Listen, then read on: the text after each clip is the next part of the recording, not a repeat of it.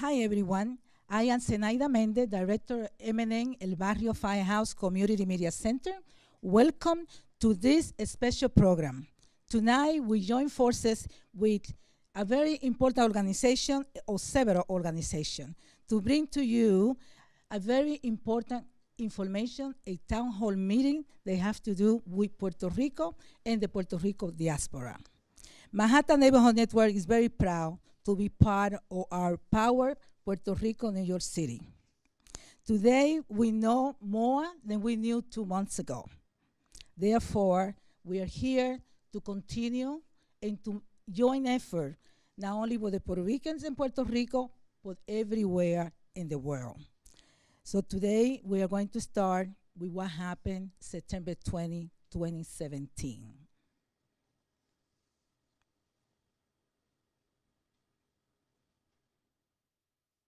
As you heard, one official saying the island is destroyed. Maria is the first Category 4 to hit there in nearly a century. 150-mile-an-hour winds ripping buildings apart, knocking out power everywhere. All of the electricity is out tonight. People ordered to stay inside until at least tomorrow amid fears of more massive flooding to come. And the satellite image tonight showing Maria's massive size, dwarfing the island, no part of it was spared. ABC's Victor Oquendo leading us off from San Juan tonight. Tonight, Maria's direct hit devastating Puerto Rico. The first Category 4 storm to strike Puerto Rico in 85 years, slamming ashore around sunrise. We are back here on the northern side of San Juan here. I can only imagine what went down when this thing made landfall in the southeast corner of this island. Obviously, the eye getting closer and closer to us, that eye wall now scraping the northern beaches here. Roofs peeled from buildings, debris flying. Structures collapsing. Up to 30 inches of rain in some areas, engulfing whole neighborhoods. Michelle Torres using everything she can to keep the water out. The wind howls and screeches, the doors rattle. We are outside of San Juan in the town of Guaynabo. It was hit very hard. A lot of destruction to homes, down trees and power lines as well. And now they're dealing with this, flooding in every direction. The emergency management director saying the entire island is destroyed. Many of these homes not built to withstand any hurricane, let alone a Category 4. But the hurricane came and took my house. Is it all wind damage? Is that what happened here? Wind damage. Hospitals damaged, running on generator power. We're standing on one of the busiest thoroughfares in all of San Juan, Puerto Rico, the John F. Kennedy Expressway. Not a single car in sight. We're the only ones out here. Emergency management now confirms 100% of Puerto Rico now without power. Everywhere you look, down power lines like these, which stretch right across the expressway. 12,000 people heeding the call to get to shelters, including our hotel's ballroom. Evacuees moved off this arena floor due to safety concerns. The howling wind piercing the darkness. Terrified residents singing about strength during trying times to ease the fear. David, you can see the damage right here behind me. This is what so many streets across San Juan look like tonight. Officials saying many areas will be uninhabitable for weeks, maybe even months. They're urging people to shelter in place. They've issued a curfew, and the governor now saying he is launching search and rescue teams as we speak. David? Victor Oquendo leading us off from San Juan. Victor, thank you. Today we know more than 2 months later of the devastation of Puerto Rico, and that's why we're here tonight. To give you more detail how we're going to proceed with this town hall meeting, I bring it to you Dr. Marta Moreno Vega, who will describe to you how we're going to proceed tonight and what will be the end of this unfortunate tragedy in Puerto Rico and how we can contribute to make it better. Thank you. Marta.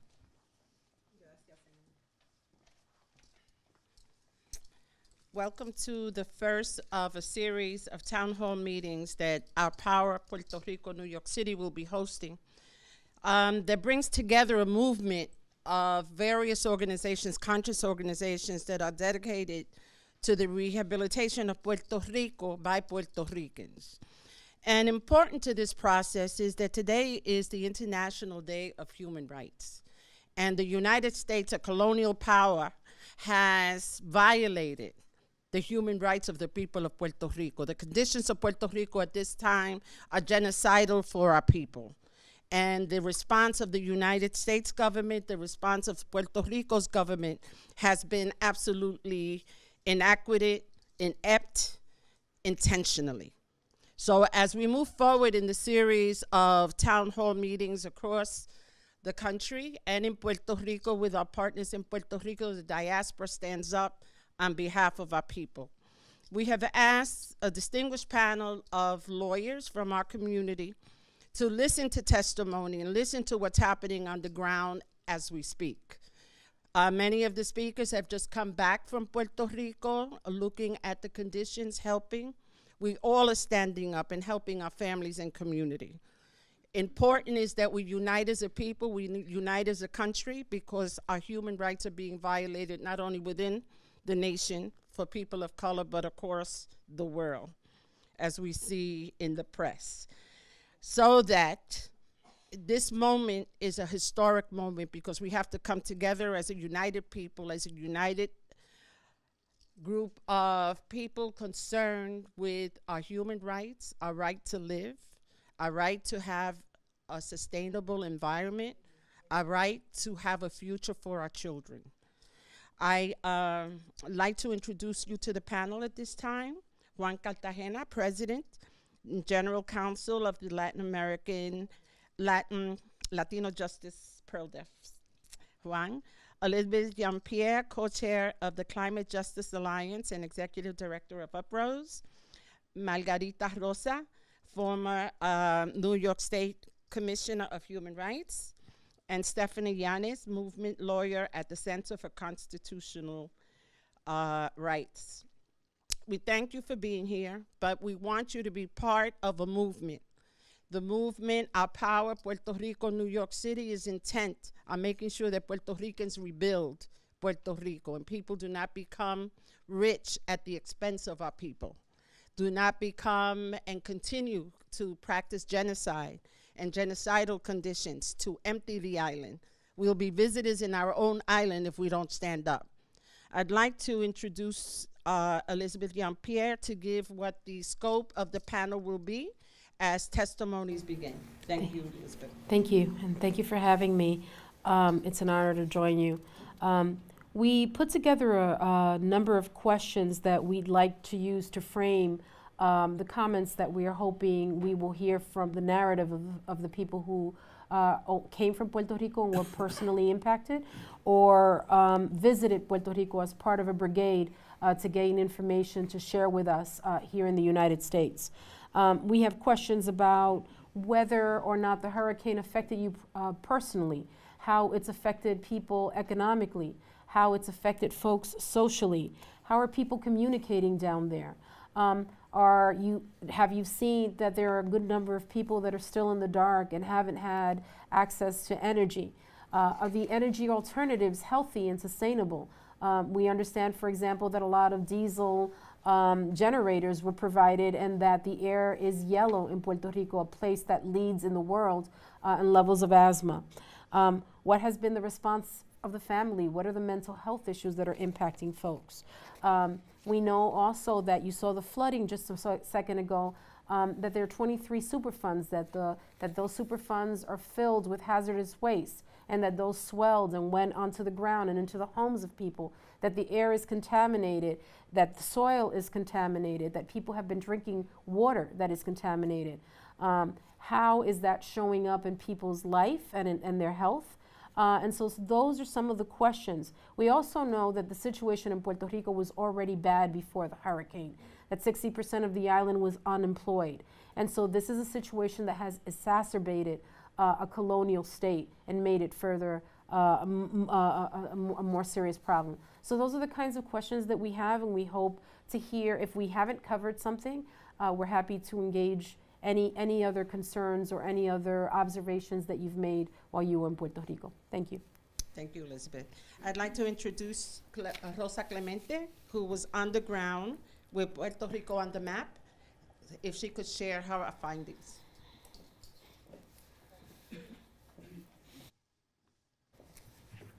Good evening, everybody. My name is Rosa Clemente, and on September 19th, I was at the University of North Carolina at Chapel Hill doing a keynote for Hispanic Heritage Month, and we were all watching the news.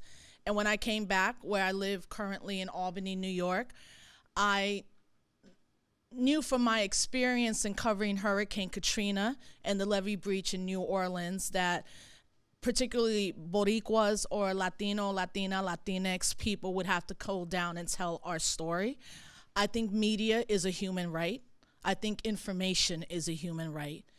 And 7 of us got there on October 6th. And even our experience from the airport was harried, and by that night when we were all trying to find a place to stay, there were obviously no lights. And as we were going through the part of San Juan, the airport to Santurce, where we would be staying, there was no power, and we could smell either diesel or gasoline or raw sewage already. And we did stop in a neighborhood and began to immediately talk to people who had told us they had seen no type of aid, that they had been without power and drinkable water. So the next day we started just doing what we could do with 7 of us in 2 small cars and going and speaking to the people of Puerto Rico. So I think first and foremost, it's critical that people understand that my belief is what the mainstream media and even some progressive and left media is telling is not the story of what's happening in Puerto Rico. We hear a lot about power and obviously drinkable water, people not having access to that, which is very real, right? But I think we forget what people are struggling with on a daily basis once the sun sets. So whether it's obviously not having power and not having drinkable water, what about not having hot food, not having a meal, not having your diabetes medicine, your blood pressure medicine? What does it mean for a mother who's going into labor that night? We don't know how many women every day are trying to have children in parts of Puerto Rico that were completely almost inaccessible because of the destruction and damage. And those are the kind of stories that we were hearing. We obviously were hearing the stories of self-determination and resiliency, but I don't think people have to be extraordinary to have their human rights met. And as we were able to get to parts of Puerto Rico where the U.S. military said they couldn't get, but we got there in a Kia and a Hyundai Sonata, whether it was Utuado, particularly one of the most devastated parts of the island, we were talking to people who had no communication by that time for over 20 days, right? And we saw communities coming together. But when we were in Utuado, later on that evening, we were asking where the FEMA distribution center was. And what the military was telling us was that they were not even allowed to put up signs to let people know where they could go. But then we were also asking, how can people get off a mountain to come down, to walk down the street, to get this FEMA aid? And we began to record and talk to military. And we saw probably over 50,000 meals that had not been distributed at that moment, just in this one community. Right, and as well, that night when we left Utuado and we began to go to other parts of the island, just the utter devastation of people's homes. And I think a lot of people may not be thinking of homelessness and what that looks like. What does it look like to live in a house where there are no roofs? And while we were there, we were hearing on a maybe every couple of hours these flash flood warnings, right? And people talk about triggers a lot, and that triggering sound of the whole island being under a flash flood warning, right? So those are things that we were seeing, as well as when we did go to the main staging area, which was in San Juan, we saw a lot of private contractors, a lot of military having a lot of parties and drinking a lot of alcohol and dancing a lot, while people across the street were begging just for clean water. So, those are just definitely some of the things that we saw while we were on the ground for about 11 days in total. with this project PR on the map, and we think it's definitely very important that more of us go down there and uplift the narratives and stories of what's really going on the island, and that we do not allow there to be a Puerto Rico without Puerto Ricans.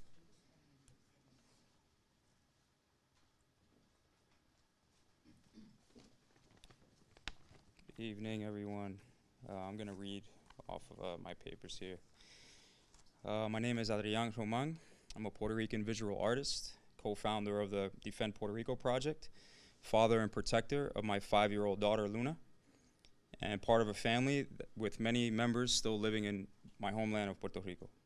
I personally dedicated time and effort to traveling on multiple trips to the island, bringing what some may call aid and what I call love and support to my people in Puerto Rico.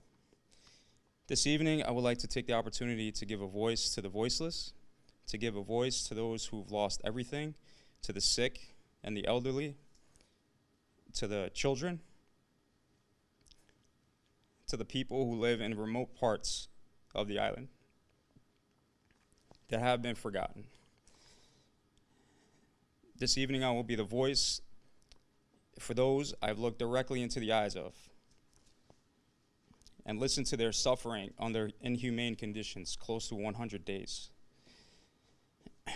But before I begin, I think it's important to put into context that we are not talking about the destruction and devastation of one hurricane. On September 6th, 2017, Hurricane Irma hit, and 14 days later, Puerto Rico was plummeted with Hurricane Maria. Both Category 5 storms completely devastated the island. The devastation of these hurricanes go far deeper than the destruction that is visible. The psychological and emotional damage, the future environmental damage, and the economic damage will be severe and needs immediate attention. For the privacy and protection of some of the people I'm speaking for, I have changed their names. Anna from San Sebastián. Anna is 74 years old, about 5 feet tall, diabetic, and has high blood pressure. The area she lives in is surrounded by 3 rivers, all of which rose and completely flooded the area with over 6 feet of water. She was found by a neighbor in her bathroom holding onto the shower head to keep her head above water. Her house was completely destroyed, and she lost all her medications. Days after the hurricane, a visiting medical professional came to her home, wrote her a prescription, and told her that due to the emergency situation created by the hurricane, she could get medications free. When she walked to the pharmacy to fill her prescription, she was told that she would have to pay $500, which she could not pay, so she went back home. She lives with no power, no water, and neither FEMA nor any emergency agency has visited her home as of yet. Angel from San Sebastián. Angel is 30 years old. He is married and has 3 small children. He has lost half his roof, leaving his home exposed to the elements without a tarp. As a result of the fear and trauma, his 7-year-old daughter has developed a nervous tic.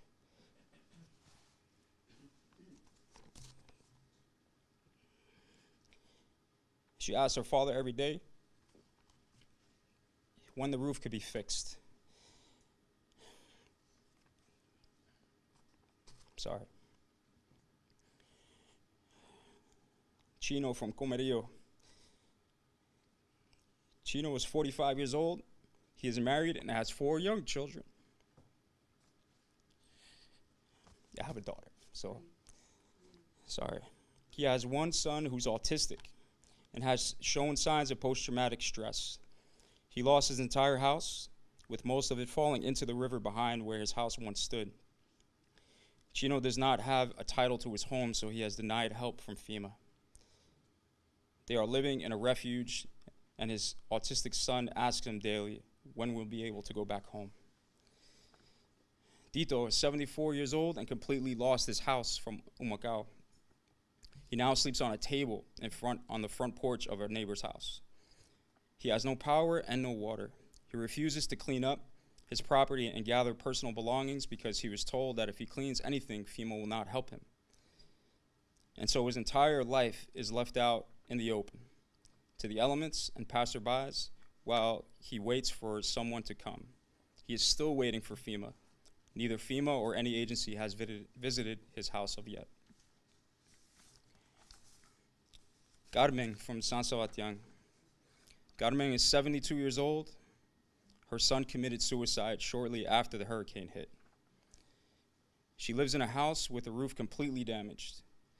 Though she has a tarp, the holes in it so the rainwater still falls in. She lives with no power. FEMA put a yellow paper on her house a month after the hurricane hit, but they have not come back yet. Because of the desperation and sadness, Carmen felt having to live under these conditions, and without her son, she has also tried to commit suicide.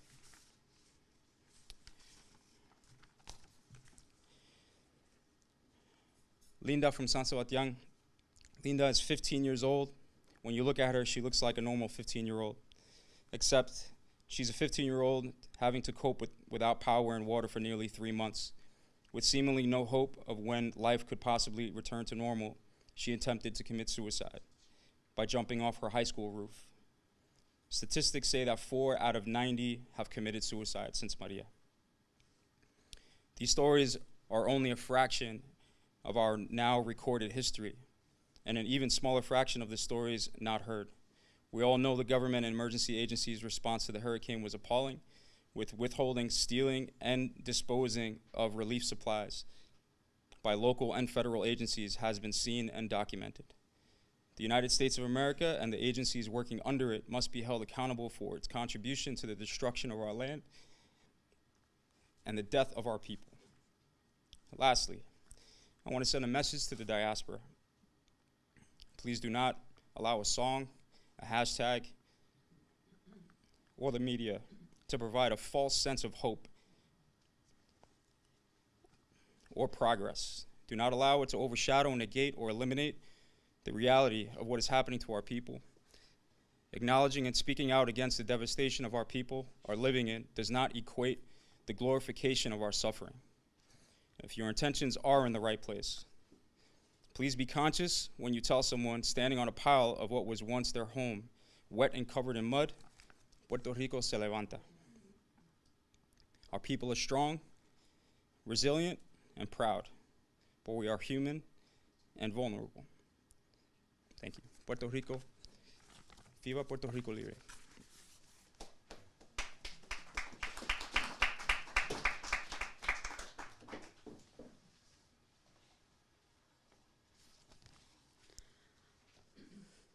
Good evening.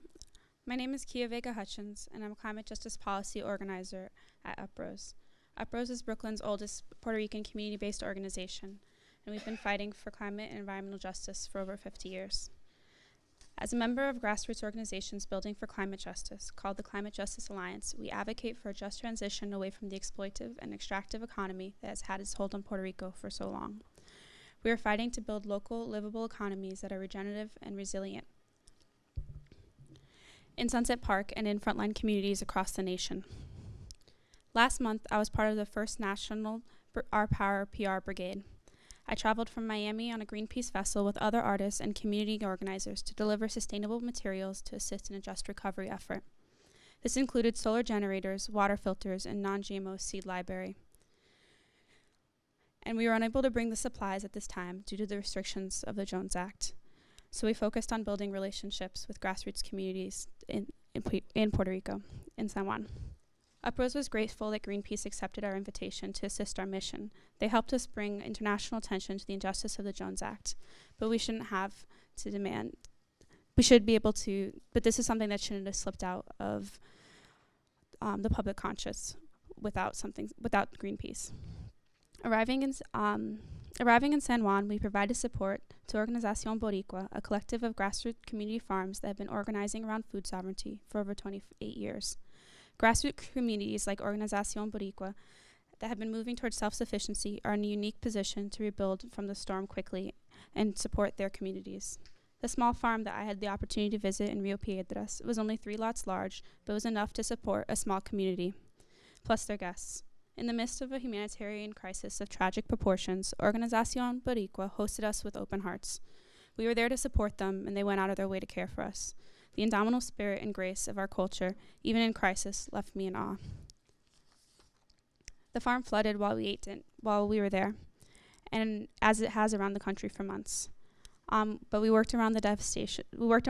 Devastation that Maria has left Puerto Rico in. We carried water to cook with, finding food to supplement what had been grown, searching the capital for supermarkets that had something stocked, driving along intersections where there was one devastating accident after another, collateral of navigating a metro without power for its infrastructure, weaving around fallen streets and lights and damaged highways, all this in the capital.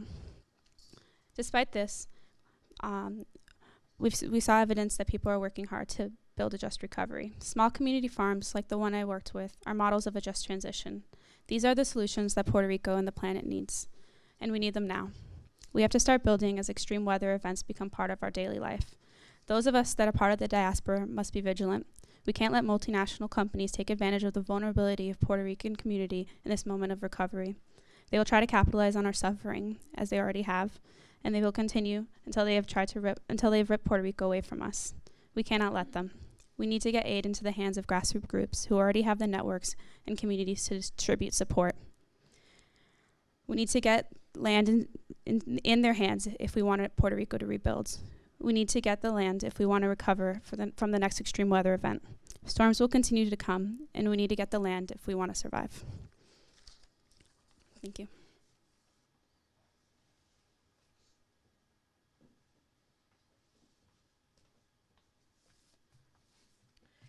Good evening. My name is Isis Rakia Matei. I'm a Puerto Rican attorney, mother of 3, and I too have a lot of family who's still on the island. Our family has been going back and forth, sending love, sending supplies, and collecting stories from our friends who have also done likewise. The most recent of which was our friend Lourdes Montavo, who is also the special assistant to the governor of Connecticut, who returned yesterday from a fact-finding mission and shared a lot of what she saw with me, including her horror of seeing children begging for water in Puerto Rico, including the fact that she had to rescue her parents, who both of whom have diabetes, and became dehydrated because they didn't have water and because the supplies that were sent by FEMA food-wise included sugary treats like Oreos and potato chips and sodas, none of which they can consume because they are diabetics. Also, they sent MREs, which are military meals, also that they could not consume because of the level of chemicals inside those meals and salt. And the end result was that her mother ended up at the hospital in San Germán, and they were about to amputate her mother's leg when she boarded an airplane in an emergency basis, went down there, consulted with a volunteer doctor who was there from Boston, and said, you know, get your mother out of here, basically. And literally had to fight the hospital to release her parents and get the help of Senator Blumenthal from Connecticut and Jose Gutierrez, the representative from Chicago, to extradite her parents, who are now here and, needless to say, are in a better situation. But that doesn't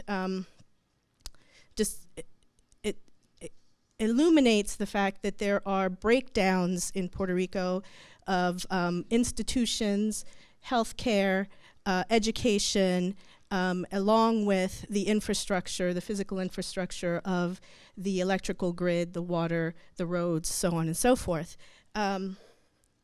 I understand that we should understand that the crisis in Puerto Rico is a humanitarian crisis, it's a colonial crisis, it's a political crisis, it's a financial crisis, it's an environmental crisis, it's a crisis of morality, and you know, it's all of the above, and it requires an all hands on deck approach particularly from those in the diaspora and our allies, to figure out solutions. So everyone, everywhere, whatever resources they have, whatever talents and expertise. And so in that vein, my expertise is in the law and in writing. I've been writing about issues of climate change. And so it was in that vein that I was asked to testify today. And so one of the things that I'm working on is writing an amicus brief for a case called Juliana versus the United States of United States of America, which is a landmark legal action that was brought by 19 youth plaintiffs into the Oregon District Court. The lawsuit was filed on Earth Day 2015, and the complaint basically asserts that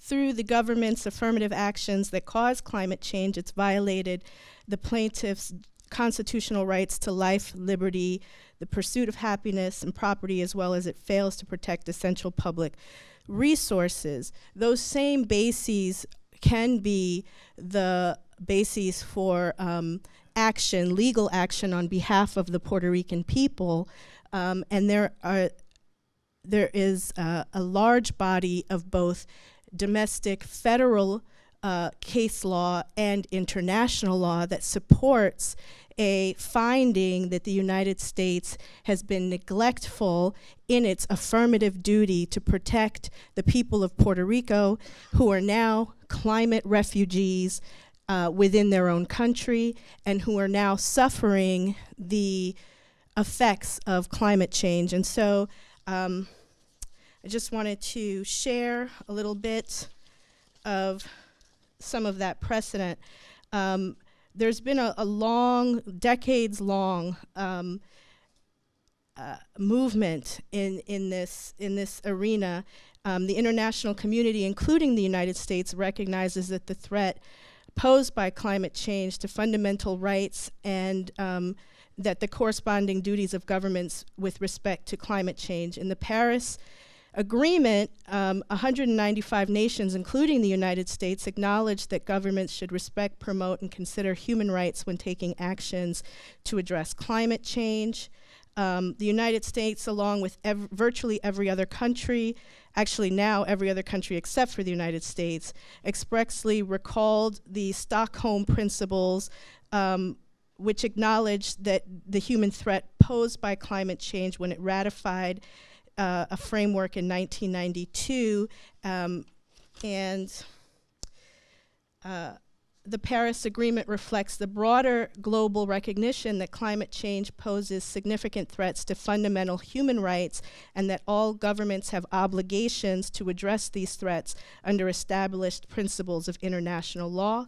In 2008, the member nations of the United Nations Human Rights Council, including the United States, affirmed that climate change had an adverse impact on the full and effective enjoyment of human rights and recognized that a stable climate system is necessary for the recognition and realization of human rights, including the right to life. As recently as July 2017, this year, the United States joined the consensus adopting a new Human Rights Council resolution acknowledging that climate change contributes to the increased frequency and intensity of both sudden onset natural disasters and slow onset events, and that these events have adverse effects on the full enjoyment of all human rights, and emphasizing the urgent importance of continuing to address the adverse consequences of climate change impacts for all. The resolution was a formal recognition and was elucidated by human rights bodies and mandate holders throughout. So there's in my looking at this, there's a vast body of both international and national law that says that a a climate that is capable of sustaining human life is fundamental to our Fifth Amendment rights. The Fifth Amendment rights, which are which cover all Puerto Ricans as citizens, and I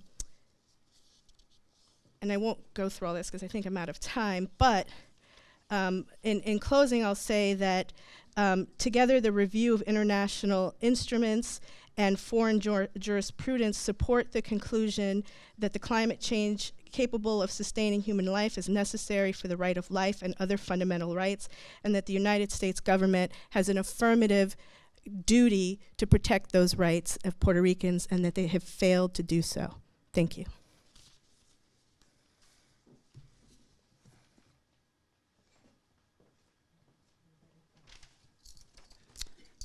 We have the opportunity of Skyping in Olga Sanabria, who's president of the Puerto Rican Committee at the United Nations and has been instrumental in helping us formulate this concept of town hall with the intent of creating a tribunal for next year's International Day of Human Rights and presenting the testimonies that are happening today and will happen throughout the town hall meetings before the UN and the International Court.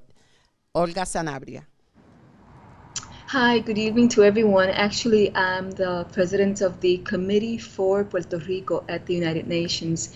And well, I think that, first of all, congratulations for the initiative, and I hope that this really is the launching of a year-long campaign with other town hall meetings to bring to the forefront the issue of human rights in Puerto Rico, which actually have been in the forefront, but the Hurricane Maria even now brings it even more to the forefront because of the devastation and the inadequate, totally inadequate response by the government of Puerto Rico and by the government of the United States and the United States agencies and entities that should have been responsible to really immediately move Puerto Rico from the emergency mode in the aftermath to the period of recovery.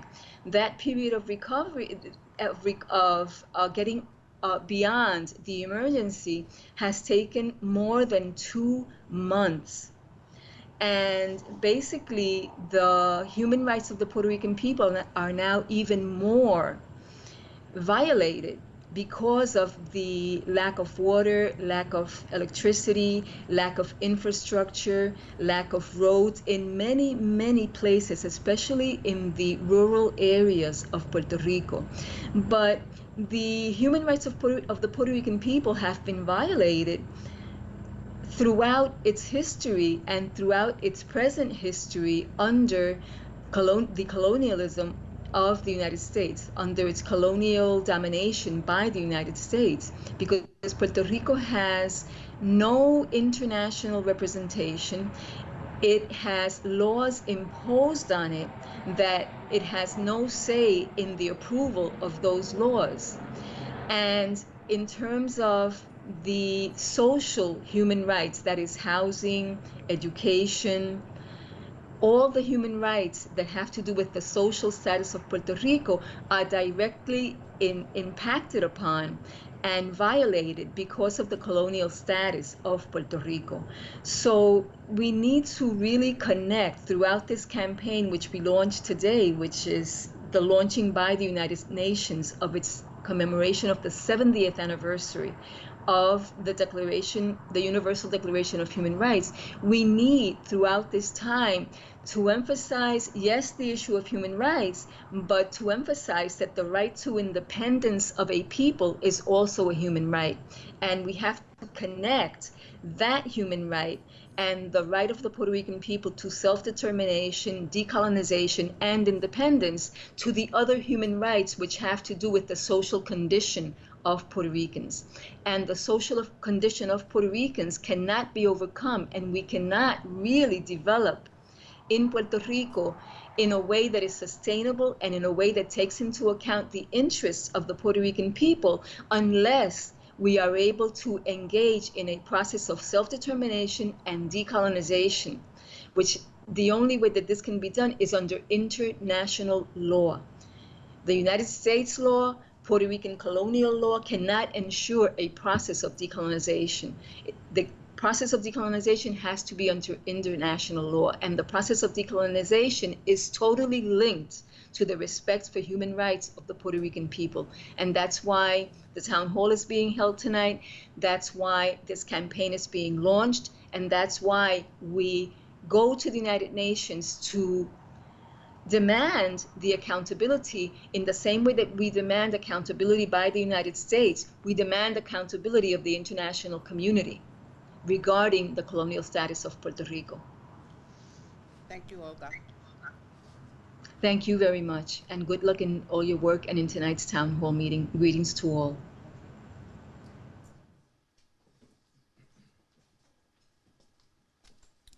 Good evening, everybody.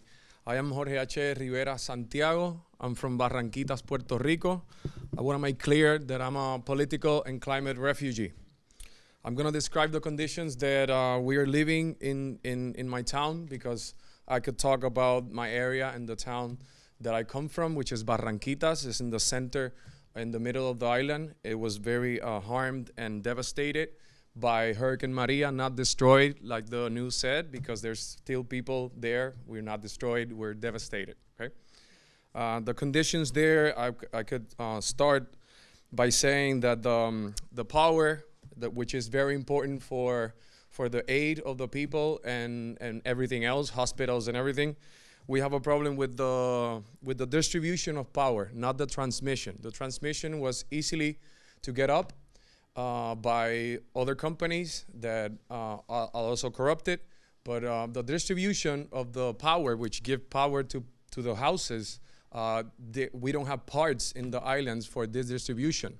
So that's one of the main problems we have, is having the parts available. And that's the job of the Corps of Engineering of the American Army. Also, the conditions with the water, okay, there's potable water and the water that the houses use, which is not potable right now.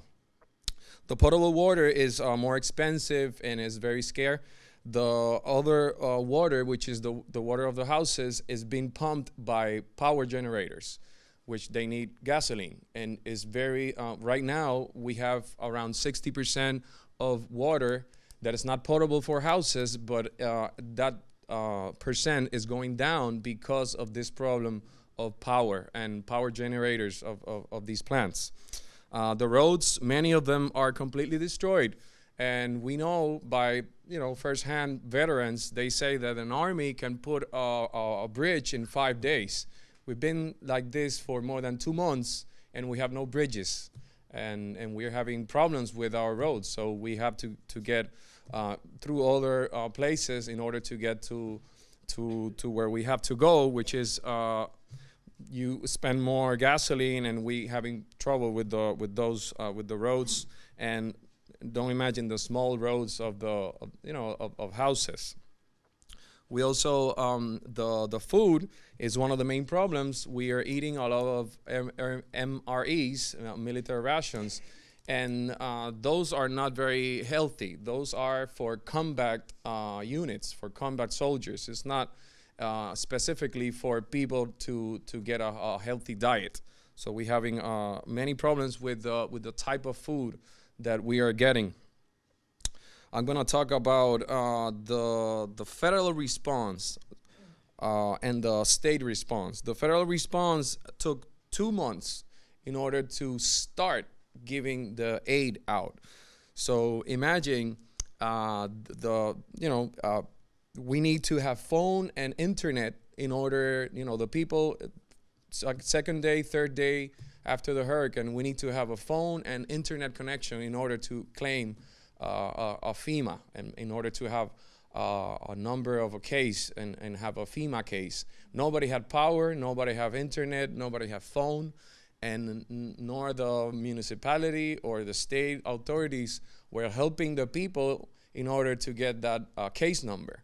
So it was ridiculous that you asked me 2 days after a hurricane like this that I need to have internet connection and phone in order to get the aid we all needed, right? So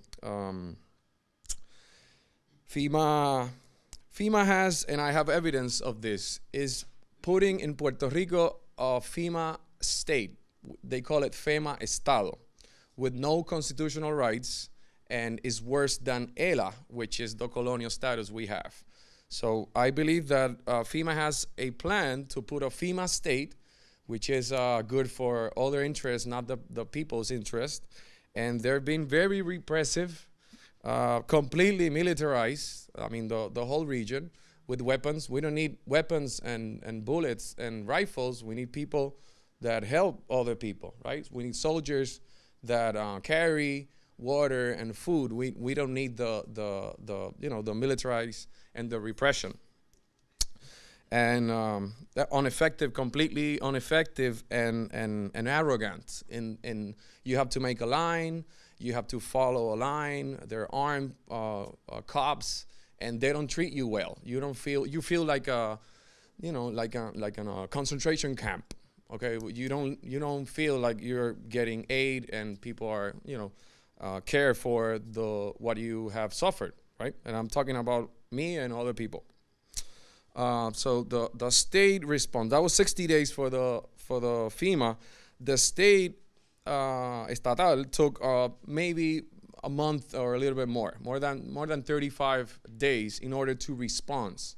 Don't forget that after a hurricane like this, the authorities were in shock because they were there in the hurricane. So, and they were not trained to deal with this type of emergency. So after 30 days, they start giving out the food, but the distribution of this food, just like the power, it was the main problem. We having trouble with the distribution of the food because they had the food, but they were not good on distributing this food to the people and to the communities. So the community took that into our hands, and we were distributing this aid. The aid that actually came to the people first was the aid of the people from the diaspora and the churches. So I appreciate that aid because it was first in the people's hand before the authorities. So, and again, I appreciate your help in this initiative, and we will keep trying to get on our feet, and I know that we are going to make it, especially if the international community help us with our colonial status and the problems we are having. Thank you.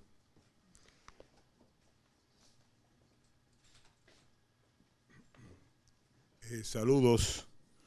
Soy Néstor Muray Rizarri, profesor jubilado, universitario, enseñé historia por muchos años.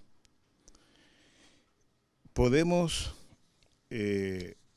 hacer muchas historias, podemos hacer muchos libros sobre Puerto Rico, Huracán María, pero los pocos minutos que tengo, quiero aprovecharlos. En primer lugar, para dar las gracias por esta actividad. En segundo lugar, porque estuve en Puerto Rico durante los primeros 15 días después de María. O sea, que yo sé muy bien lo que ocurrió allí. Y además de eso, yo solito, sin casi gasolina, me fui con mi carro por toda la región oeste para darle apoyo solidario, que es lo que ha hecho la diáspora como nunca a nuestro país. Y también soy diabético y tuve que venirme acá también a hablar con las medicinas, ¿no? Pero lo que me preocupa son algunas necesidades que tiene el país. Y es, en primer lugar, nunca perder la esperanza. Hay que, dentro del caos y la crisis que tenemos en Puerto Rico, tenemos que trabajar con la esperanza, porque si perdemos la esperanza como país, perdemos la nacionalidad puertorriqueña y eso no lo vamos a permitir. También hay que pensar y preguntarse cuál es el plan antes y después de los huracanes, antes y después de un temblor. ¿Qué es lo que pasa? ¿Que hay un plan que no sabemos que es el que se está llevando a cabo? ¿O es que sencillamente no había ningún plan ni federal ni estatal? Hay que preguntarse eso y discutir también eso. Y considero que las agencias federales y estatales han fallado mucho. Quizás han hecho algún intento, ¿verdad?, que hay que apreciar, que hay que respetar, pero me parece que es bien importante que llevemos este caso a las Naciones Unidas. Estoy totalmente de acuerdo con que se lleve el caso a las Naciones Unidas, porque a pesar de que somos una colonia, somos un país, somos una nación y tenemos una cultura sólida, y un ejemplo de eso es el apoyo que la diáspora de aquí, especialmente de Nueva York y de la región, le ha dado a Puerto Rico, y eso es un reflejo de la fortaleza cultural puertorriqueña. Muchas gracias.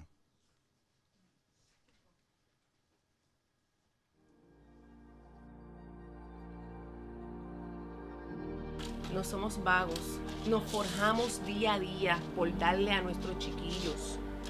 Deberían buscar la forma de evaluar a la mujer puertorriqueña.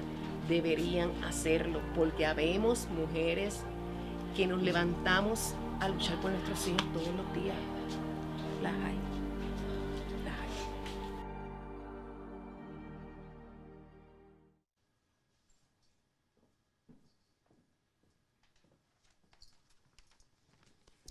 We urge that all listening and all people present join us in the movement, Our Power Puerto Rico, New York City. This is movement time.